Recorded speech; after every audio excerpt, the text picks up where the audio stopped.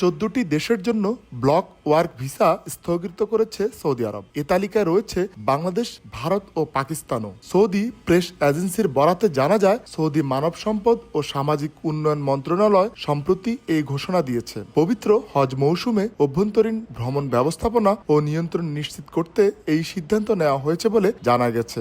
ওমরাহ, business visa ও পারিবারিক visit ভিসাও এই সময় সাময়িকভাবে স্থগিত থাকবে। জুন মাসের শেষ পর্যন্ত এই স্থগিতাদেশ বহাল থাকবে।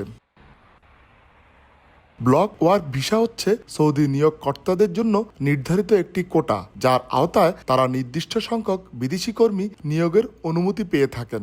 একবার কোটা অনুমোদিত হলে নিয়োগকর্তারা সেই সংখ্যক প্রার্থীর জন্য ওয়ার্ক এন্ট্রি ভিসার আবেদন করতে পারেন। এই স্থগিতাদেশের কারণে বাংলাদেশ সহ সংশ্লিষ্ট দেশগুলোর অসংখ্য বিদেশি কর্মী ও নিয়োগ প্রত্যাশী প্রতিষ্ঠান সাময়িকভাবে ক্ষতিগ্রস্ত হতে পারেন।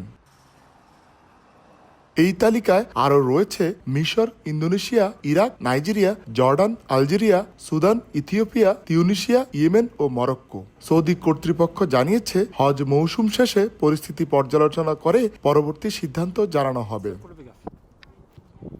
আরিফুর রহমান, সময় সংবাদ, সৌদি আরব।